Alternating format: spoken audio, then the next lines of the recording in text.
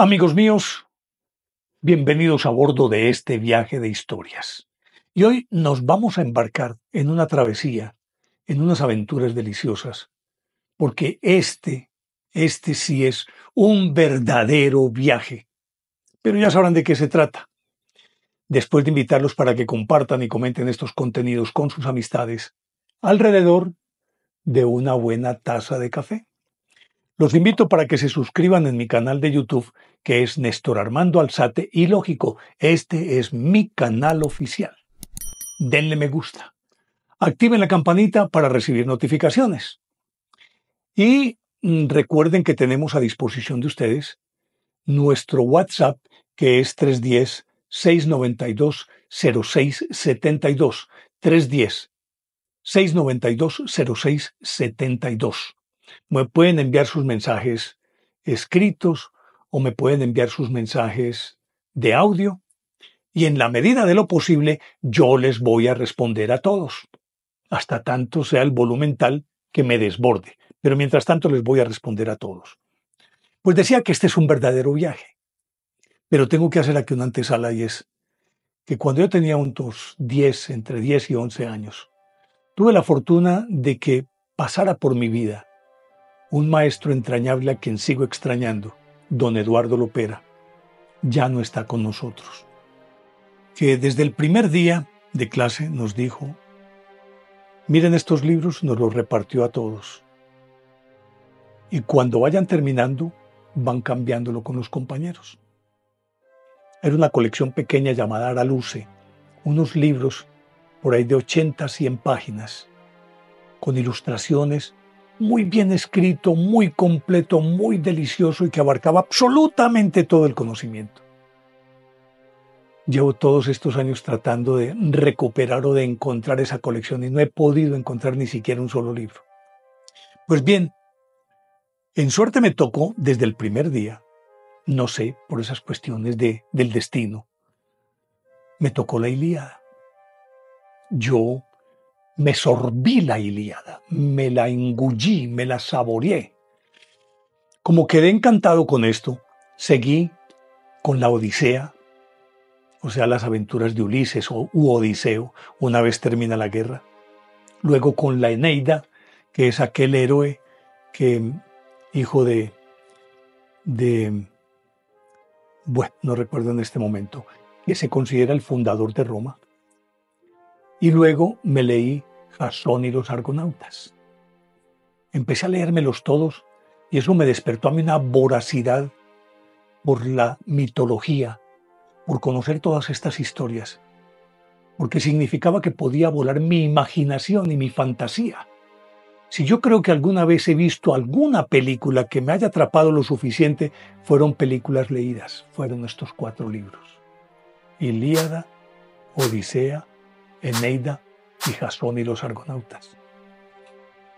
Me los devoré y era una película, yo vivía la película, yo estaba ahí en esas aventuras. Y particularmente me quedo, es decir, ya con Jasón y los Argonautas, aunque las aventuras de Odiseo son impresionantes. Pero con Jasón y los Argonautas ocurrió algo muy particular y era que me sentía como si yo formara parte de esa tripulación. Y entonces me marcó profundamente. Y yo creo que eso no solamente acrecentó mi interés por la lectura, sino que casi que me lo convirtió en una obsesión. Pues, ¿cómo les parece entonces que esta aventura que es de la que vamos a hablar hoy, Jasón y los Argonautas, comenzó con que un rey griego estaba casado con una reina llamada Nefele y tenía 2 hijos, Frixo y Ele. En un momento dado, él repudió a Nefele y se casó con otra llamada Inos. Inos, una mujer malvada, no podría permitir que Frixo fuera el heredero del trono. Entonces, como ella estaba embarazada, quería deshacerse de este pretendiente. Y como no podía confrontar directamente al rey, lo que hizo fue que ordenó que toda la producción, o mejor, las semillas de trigo que habían en el reino las requemaran. Obviamente que quedaban inutilizadas como semillas. Hecho esto, lógico que vino una hambruna para el pueblo y se estaban sublevando, y el rey decía: ¿cómo puedo solucionar este problema? Pues ella, de manera muy ladina, le dijo: consulte el oráculo de Delfos. Él entonces envió un mensajero a Delfos y ella sobornó al mensajero para que trajera el mensaje que ella le había dictado. Cuando él regresó, el mensaje que ella le había dicho al mensajero que había sobornado era que para poder salir de esta hambruna, el rey tenía que sacrificar a Frixo, inmolarlo a los dioses. Dijo: pues aquí no hay más alternativa, entonces hagámosle. Tomaron al muchacho, y me recuerda mucho la historia de Isaac con Abraham, es exactamente lo mismo. Cogieron a Frixo, lo pusieron sobre el altar de los sacrificios, y ya lo iban a matar con el cuchillo en el aire. Y llegó un carnero dorado, digámoslo en otros términos también un ovejo o carnero dorado. Y resulta que el carnero ya traía en su lomo a Ele, la hermanita de Frixo. Se arrimó y prácticamente casi que se podría decir que él lo arrebató, o el niño saltó, se montó en el carnero y él salió volando con los dos. Y empezó a volar sobre el mar, y en un momento dado, por X o Y circunstancia, él o se distrajo o se soltó. Lo cierto del caso es que se precipitó desde el carnero y se ahogó. Desde ese momento, ese sitio en el que ella cayó, lo bautizaron como el Helesponto, el mar de Ele, el estrecho del Helesponto, que luego le cambiaron el nombre y hoy es el estrecho de Dardanelos. Pues bien, sin nada más que hacer, porque no, ya muerta ella, continuaron su viaje y llegaron a la Cólquida. Y resulta que en la Cólquida estaba un rey, el rey Eetes, y era muy joven en ese momento, el rey Eetes, o relativamente joven. Y el rey Eetes recibió a Frixo, lo adoptó como hijo prácticamente, y cuando el muchacho creció, le entregó a una de sus hijas como esposa. El muchacho, en agradecimiento, sacrificó el carnero dorado que lo había salvado y le entregó la piel, el vellocino de oro. Pues el rey, entonces, en agradecimiento a los dioses, lo puso en un árbol sagrado y ordenó que un dragón expelía fuego y era supremamente feroz custodiar ese vellocino. Desde entonces, muchos héroes intentaron llevarse el vellocino de oro porque además tenía propiedades mágicas. Nadie pudo. Y entonces la leyenda creció del vellocino de oro.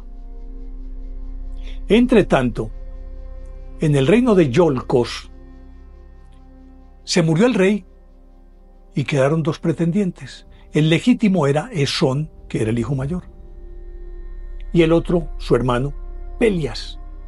Pelias era un hombre malvado. Entonces, Pelias sacó a su hermano y se apoderó del trono. Y Esón tuvo que huir. Y su esposa, resulta que la esposa entonces, Alcímede. Lo que pasa es que esta historia también tiene muchas aristas. Depende de cuál versión lea uno, ya sea la de Eurípides, sea de Apolonio de Tiana, Ovidio, Horacio. Dependiendo de cuál lea uno, cambia la versión. Jasón y Medea de Eurípides es una cosa bellísima. Lo cierto entonces es que Jasón era un bebecito, hijo de Esón y de Alcímede. Y entonces resulta que ella, cuando vio lo que había ocurrido con su marido, convocó a unas plañideras, recién había nacido el niño, ella lo guardó, pero entonces hizo aparecer como que él había muerto, llevó plañideras, lloraron al niño, y ella subrepticiamente cogió el bebé y se lo entregó al centauro Quirón. Recordemos que los centauros eran mitad caballo y mitad hombre. Y este era un centauro supremamente sabio. Se llevó el niño y lo crió en una cueva, lo educó de manera esmerada, muy refinado, y aparte de eso, le enseñó todas las artes y todas las disciplinas y todas las ciencias. Y le contó su historia. Pues resulta que cuando creció este niño, Jasón, entonces dijo: yo voy a reclamar el trono, me pertenece. Y se fue a donde su tío Pelias, a Iolcos. En el camino tenía que atravesar un río, y entonces él, cuando se iba a adentrar en el río, tenía que pasarlo a nado o caminando. No era un vado, pues era un río, pero tenía un vado, es decir, un paso bajito. Había una anciana en la orilla y le pidió que si la podía pasar. Y él muy gentilmente se la llevó cargada al otro lado. En la mitad del río, como era el fondo era cenagoso, se atascó una de sus sandalias y pasó al otro lado con una sandalia y el otro pie descalzo. Dejó a la anciana ahí y siguió su camino. Pues resulta que esa anciana era la diosa Hera, que quería probar la nobleza y las bondades y el virtuosismo de este muchacho. Él siguió su camino, pero Pelias, desde hacía mucho tiempo, tenía cierto temor por una razón muy elemental. Él, sabiéndose usurpador, consultó al oráculo qué habría de ser de su vida, qué habría de pasar. Entonces el oráculo le dijo que tuviera mucho cuidado cuando llegara un hombre con una sola sandalia, un pie calzado y el otro descalzo. Pues entonces resulta que este Jasón llegó donde él, y cuando lo vio con un pie calzado y el otro descalzo, vea, este es el tipo que me vaticinó el oráculo. Y el muchacho se presentó: yo soy tu sobrino Jasón, y vengo a reclamar el trono que me pertenece. Y Pelias le dijo: sí, no me digas. Bueno, yo te lo entrego, pero te pongo una pequeña misión. Tráeme el vellocino de oro y te entrego el trono. Pues resulta que el muchacho le dijo: yo lo hago. Y entonces era una tarea cuasi imposible. Nadie lo había logrado. ¿Y qué lo iba a hacer un muchachito como él? Pues resulta que Jasón no desmayó, sino que mandó a construir un barco. El mejor barco de todos.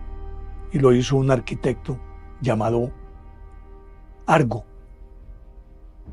Obviamente que era a remo, lógico. Y entonces le construyó el barco. Y como él no podía irse solo, convocó a los más valientes de Grecia. Y todos dijeron que sí.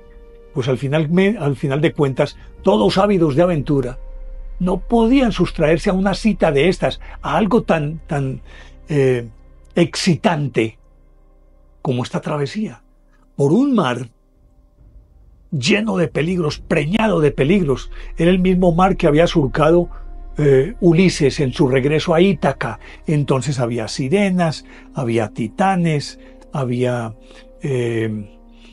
magos y magas. Los mismos mares tenían algunos sitios que se succionaban los barcos, en fin, cualquier cantidad de aventuras que le tocó vivir a Odiseo, y ese mar era el que debía surcar Jasón. Por lo tanto, aquellos héroes dijeron sí, entre ellos Hércules, Castor y Pólux, los gemelos de los que hay también una constelación. Orfeo, que era el que tocaba la flauta y podía hechizar a cualquiera con esa flauta. Cualquier ser vivo la podía hechizar con esa flauta. Peleo. Peleo era el futuro padre de Aquiles, o era el padre de Aquiles.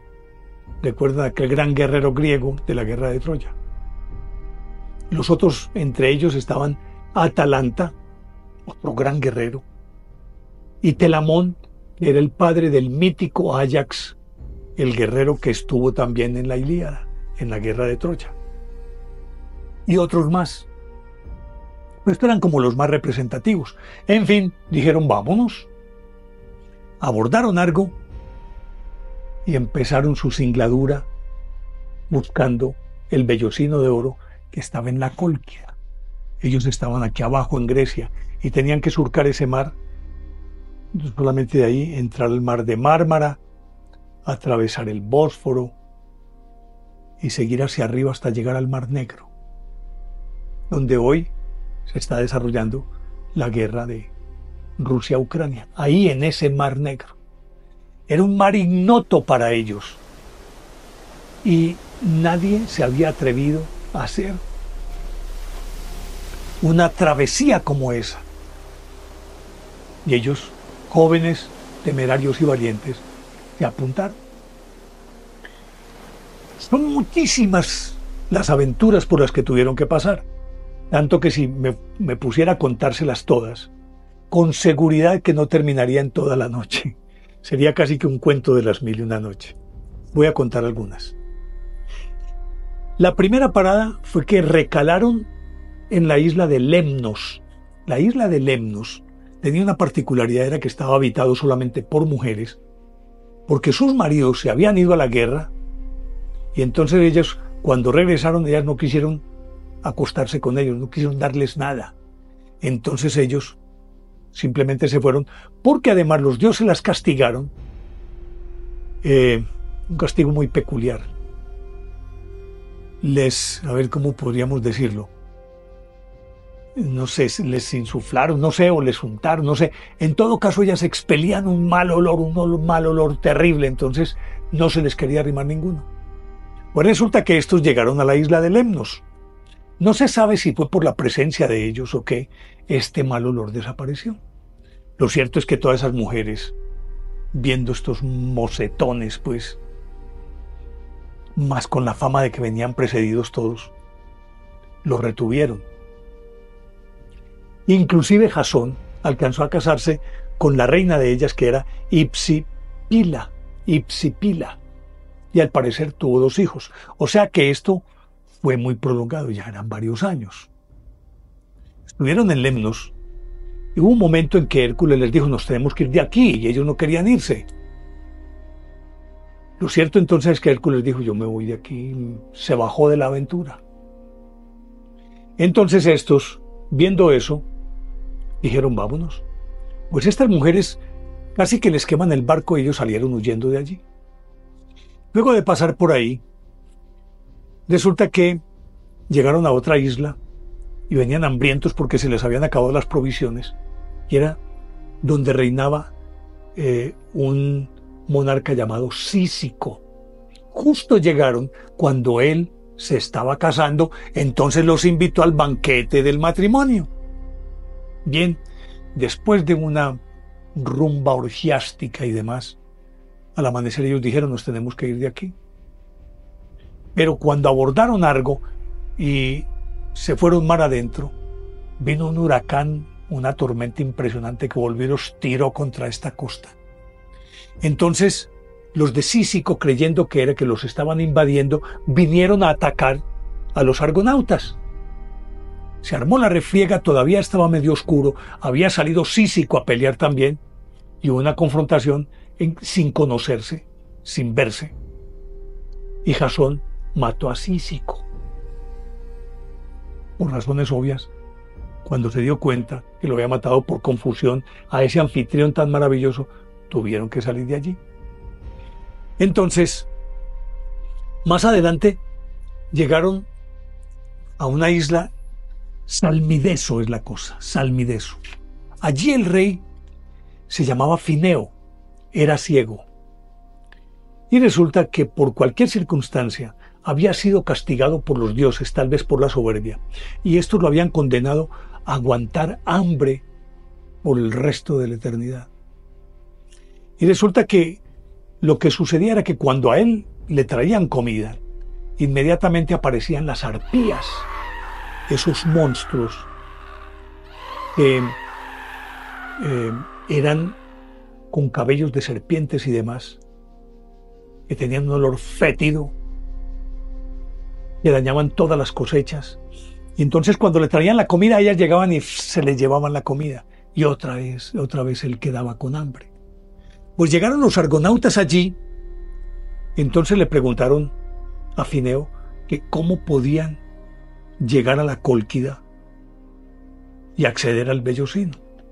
Y él les dijo, si me quitan de encima las arpías, con mucho gusto yo les digo cómo.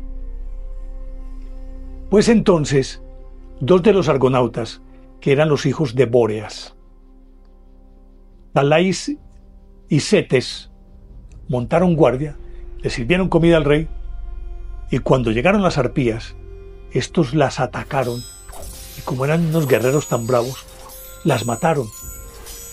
Entonces Fineo les dijo, listo, cuando salgan de aquí, ustedes van a llegar a un sitio que se llama Simplegades, Cíneas, dicen otros, y consiste en que son dos rocas enormes como edificios, que están entrechocando permanentemente en el mar y no dejan pasar a nadie. Y era a la entrada del Bósforo, y ellas siempre chocando. Y entonces le preguntaron, ¿y cómo podemos atravesar por ahí? Fineo les dijo, muy sencillo, cuando lleguen allí, tienen que calcular el tiempo que tienen para pasar. Recordemos que era una embarcación de aquella época y era con puros remeros. De tanto en tanto usaban algunas velas, pero eran muy primitivas todavía, pero era básicamente a punta de remo. Entonces, les dijo, suelten una paloma por esa abertura. Cuando ellas se separen, las rocas azules, lanzan la paloma. Cuando lancen la paloma, esperen a que pase y calculen el tiempo que tarda la paloma para atravesar, y ese es el que tienen que aprovechar ustedes para pasar. Soltaron la paloma y la paloma pasó, pero por un tris no le estripó, inclusive le arrancó algunas plumas de la cola. Inmediatamente empezaron a abrirse y ellos lograron pasar. Atravesaron entonces las Simplegades o rocas azules y siguieron para arriba. Tuvieron otras aventuras y por fin llegaron a la Cólquida. Y allí entonces, cuando llegaron, el rey Eetes, el mismo que había recibido el vellocino de oro de regalo de Frixo, todavía estaba ahí en el trono. Entonces Jasón llegó con esa temeridad y el arrojo y la osadía del joven y le dijo, ¿tú a qué vienes? Y yo vengo por el vellocino de oro. Y yo, ¿es en serio? ¿Vienes por el vellocino? ¿Lo quieres? Listo, yo te lo entrego. Pero con una condición. Primero te voy a poner dos pruebas. Una es que yo tengo unos toros que también bufan fuego. Parecen dragones. Tienen cascos de bronce. Son gigantes. Y son feroces. Si logras uncirlos a una yunta, pones aquí la yunta, necesito que me hares aquel campo y que lances esta semilla, que son unos colmillos de dragón, de un dragón especial que le había regalado la diosa, si no estoy mal, Diana, o Minerva, algo así, le habían regalado esos colmillos. Y eran a su vez semillas. Le dijo, una vez que me domines los toros y los puedas uncir a la yunta y los pongas a arar, entonces tienes que lanzar estas semillas. Resulta que cuando las semillas caigan, en cuestión de minutos, van a surgir de la tierra, de esas semillas, unos guerreros ya listos para pelear. Y son demasiado feroces. Tienes que vencerlos. Y luego, entonces te entrego el vellocín. Le dijo Jasón, ¿y entonces yo qué voy a hacer aquí? Se reunió con sus compañeros. Y en esas entonces la diosa Hera, aquella anciana la que había atravesado el río, dijo, yo le voy a ayudar. Ella acudió a Afrodita, o Venus pues para los romanos, y le dijo, ve, hazme un favor, préstame a tu hijo. ¿Recuerdan ustedes a Eros pues, o Cupido, el que llaman el dios del amor? Necesito que él me fleche a Medea. Medea era hija de Eetes. Medea era experta en las artes de la brujería y de las pócimas y de los hechizos, y lo había aprendido con su tía, la maga Circe, la misma maga que durante algún tiempo había retenido a Ulises. Ella aprendió todas esas artes. Entonces, Cupido le echó a Medea. Ella alcanzó a observar cuando estaban en el salón del trono los argonautas y vio a Jasón y se enamoró perdidamente de Jasón. Y le envió un mensajero y le dijo, yo te voy a ayudar, yo sé cómo se pueden vencer. Se reunieron por la noche, sigilosamente, Medea y Jasón, y Medea le dijo, te doy este ungüento, úntatelo, eso te va a hacer invulnerable por un día, al fuego y a cualquier ataque, ya sea de los toros o de los guerreros. Toma. Una vez que te eches esto, vas a poder dominar los toros. Y luego, cuando te toque enfrentar a los guerreros, lo que vas a hacer es que vas a tomar una piedra grande, la vas a lanzar al centro del arado, de donde esté el arado, pues del campo donde están arando, la tiras al centro, y estos guerreros confundidos van a creer que fue el otro bando, los mismos guerreros que están unos a un lado y los otros a otro lado, van a creer que fueron los del otro lado los que tiraron la piedra y se van a matar entre ellos. Dicho y hecho. Al otro día, Jasón era un hombre muy corpulento. Se embadurnó con ese ungüento, dominó los bueyes, los toros pues, los unció a la yunta, los puso a arar, enseguida lanzó la piedra y los venció. Cuando regresó con la misión cumplida, le dijo a Eetes, misión cumplida. Y él dijo, no le entrego. Entonces Medea le dijo, no le insistas más. Medea se fue con él y una pócima o quizás, digámoslo, el vapor emitido por un hechizo de ella durmió al dragón y Jasón pudo tomar el vellocino. Lógicamente que al tomar el vellocino él tenía que emprender la huida y subir al barco y a continuación irse. Por razones obvias, Medea, enamorada, le dijo, llévame contigo, y le dijo, ven, vámonos.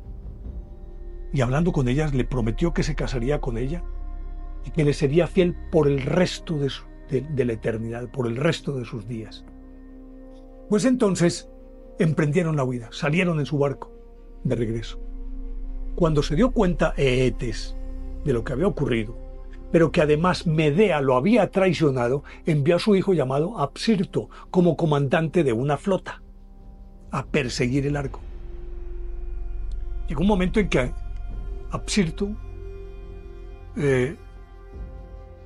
va en pos de Argo, y entonces Argo le manda por un bote un mensajero, le dice que venga y hablen con él en el barco, que él le quiere entregar a Medea. Esto ya lo habían pensado Medea y él. Pero le dijo que viniera solo, que la iba a entregar y que él se iba, pero que le devolvía a su hermana. Aptierto cayó en la trampa, subió a Argo y allí Medea le dijo que lo destrozaran. Lo cortaron en pedacitos, lo mataron y lo tiraron al mar. Desolado Eetes, cuando se dio cuenta, se vino, fue a recoger los trozos del cuerpo de su hijo, y Medea y Jasón y los argonautas se fueron. Perfecto. Llegaron entonces a Iolcos con el vellocino, y Pelias, cuando le dijo Jasón, aquí está, dijo, no, yo no te entrego el trono. Entonces Medea, para quitárselo de encima, le dijo a las hijas de Pelias que su papá ya estaba muy viejito, que si lo querían rejuvenecer, ella sabía cómo hacerlo. Entonces ellas les dijeron, sí, listo, hágale. Y ella, para demostrarles cómo se podía hacer, hizo que le trajeran un caldero hirviente. Cogió un carnero pequeño, o un carnero ya viejito, relativamente pequeño, y lo hizo también descuartizar en trocitos, lo echó a la olla, unos pases mágicos, unas oraciones, e inmediatamente fue un carnerito tierno. Salió balando. Ve, dijo, esto es lo que podemos hacer con tu papá, que está tan viejito. Ustedes, cójanlo, lo matan, lo descuartizamos, yo lo meto en esta olla, yo le hago mis pases mágicos y mis ungüentos y él sale rejuvenecido para que tengan un papá joven. Y ellas tan ingenuas cayeron en la trampa. Entonces, cuando hicieron esto ellas,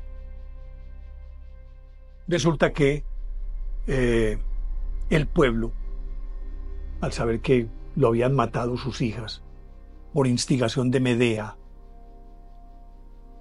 se fueron contra Jasón, y el que venía por el trono no pudo recuperarlo. Ya Pelias había matado a su hermano. Cuando él tuvo que huir porque éste le arrebató el trono, volvió al tiempo y lo mató, y mató a la mamá de Jasón también. Pero ya Jasón no podía hacer nada, porque el pueblo se sublevó, él tuvo que huir. Se fueron y llegaron a Corinto. La pareja se disolvió, pues ya la tripulación de los argonautas, cada quien cogió por su lado, peleó por el suyo, Hércules se había bajado de este cuento, Castor y Pólux, en fin. Y Jasón y Medea, absolutamente enamorados, felices, tuvieron 2 hijos, Mérmero y Feres, y llegaron a Corinto. En Corinto los recibió el rey Creonte, y allá vivieron felices varios años. Pero llegó un momento en que, por ambición política, Jasón se quiso casar con la hija de Creonte, Creusa. Creonte le entregó a su hija, y él repudió a Medea, esta mujer que se la había jugado con él, y que, aparte de todo, no solamente le había dado 2 hijos, sino que le había salvado la vida en múltiples ocasiones, y que habían sido una pareja estable y feliz. Pero él, por ambiciones políticas, se casó con Creusa. Medea, que lo amaba profundamente, pues había sido flechada por Cupido, y ese era un amor eterno que no se podía quitar de encima. Desesperada, dijo, así es la cosa. Bueno, todavía no se había casado Jasón con Creusa, sino que estaban haciendo los preparativos, pero ya Jasón le había dicho a Medea, no, vuélvase para su tierra. ¿Ella qué tierra iba a volver? Después de cómo había salido de allá.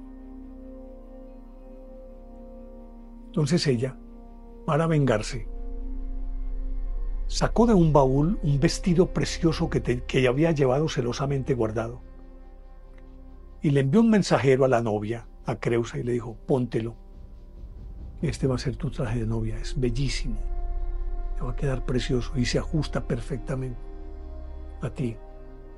El mensajero le llevó el vestido a Creusa y Creusa, de manera muy ingenua, se lo puso. Una vez que el vestido entró en contacto con la piel de Creusa, inmediatamente comenzó a arder e incineró a Creusa. Quedó reducida a cenizas. Entonces, cuando eso ocurrió, Jasón, airado, vino a confrontar a Medea y a matarla. Medea le dijo: te salvé aquí, te conseguí el vellocino, hice esto y esto y esto y así me pagas. Pero resulta que ella era una maga y él no pudo hacer nada contra ella. Pero ella, en su desesperación, viendo que no podía recuperar a Jasón, no tenía sentido la vida, pero también odiaba al producto o al fruto de su vientre, a Mérmero y Feres, sus hijos. Entonces ella mató a sus 2 hijos. Aquí no sé por qué, yo de todas maneras me remito a otro cuento que es muy nuestro y que ve uno exactamente lo mismo. Estamos hablando de La Llorona. Aquí hay un capítulo, en nuestro canal hay un capítulo sobre La Llorona. María Luisa Olveros se llamaba ella, era mexicana, una mestiza mexicana. Vayan y ahí encuentran esta historia, que se iba a casar su novio Nuño de Montesclaro, después de tener 2 hijos con ella. Como ella no era de su clase social, dice que no se podía casar con ella. Entonces se casó con otra y esta, desesperada, fue y mató a sus hijos, exactamente como Jasón y Medea. Medea mató a sus hijos. Jasón fue a perseguirla, pero ella montó en un carruaje tirado por unos dragones y desapareció de la historia. Y Jasón, solo y abandonado, se fue a refugiar junto a los restos de su Argos, que todavía estaba encallado en la playa. Y se fue para allá. Y resulta que, relamiendo sus nostalgias, recordando esa epopeya, sus gestas, sus proezas, fue languideciendo. Y estando ahí acostado, una parte del barco le cayó encima. Como ya el barco estaba desvencijado y hacía muchos años estaba encallado ahí y era casi que como una especie de monumento. Ya su madera estaba, me imagino, podrida, le cayó encima y lo mató. Ese fue el fin de Jasón, el legendario héroe que conquistó el vellocino de oro. Es una historia, no sé, en la que uno, al ver este héroe, lo primero que tiene que pensar es hasta dónde el hombre es capaz de vencer sus propias limitaciones. En aquella época, no sé si fuera más fácil o no, pero de alguna manera creo que, como suele suceder con esto de la mitología, pues resulta que los dioses interactuaban con los hombres. Siempre en todas estas epopeyas hay dioses que están a favor de un bando y otros a favor del otro bando. Respaldan a un héroe y otros que atacan a ese héroe. Entonces, en todas estas epopeyas, estos hombres siempre estaban asistidos por los dioses. Pero digo, de igual forma, la temeridad y la valentía de personajes como estos, de ser capaz de desafiar todo para obtener un logro, yo creo que se convirtió para los griegos en una especie de referente para un pueblo que obviamente tenía que estar en plan de guerra permanentemente para defenderse, como todas las ciudades-estado del Ática, pues de ahí de Grecia, que todos habían nacido para pelear y para ser guerreros, y era como el referente de sociedad, algo que insuflaba, digámoslo, un espíritu de valentía a todos los guerreros. Historias como esta, la de Jasón y los argonautas, como Aquiles, los grandes referentes.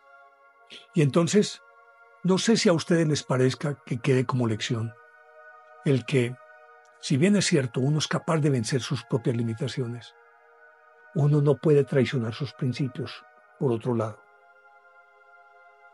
ni puede ensoberbecerse de tal forma que crea que está por encima de los demás. Los límites de cada persona son diferentes y dependiendo de los campos en los que cada quien se desenvuelva.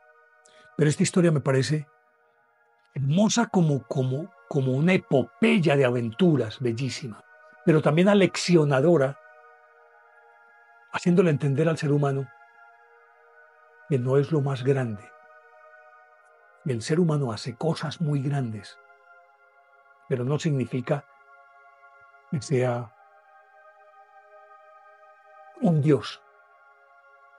No, tiene límites, pero los límites, más allá de cualquier consideración, son aquellos que nacen de su propia personalidad, de su interior, de, de, esos, de esas condiciones naturales, o pongamos los sentimientos, o no sé, o pulsiones, odios, envidia, rencores, todo eso, que hace que el hombre se vuelva demasiado agrandado, demasiado soberbio,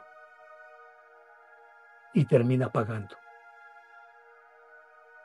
Y termina pagando porque le sucede a los soberbios lo que dice la frase de Tagore con la cual quiero cerrar. Los soberbios son como los globos. Mientras más suben, más pequeños se ven. Llegamos al final. Quería contarles esta historia que por lo demás la he vuelto a revivir de tal forma como la viví la primera vez que yo leí esta historia en mi lejana infancia. No sé si les haya gustado, espero que sí. Y les dejo por pura fórmula que ya es parte de nuestro contenido. ¿Les parece lógica o ilógica esta historia? Ustedes deciden. Y los espero en el próximo viaje de historias, que con seguridad va a ser fascinante. Chao.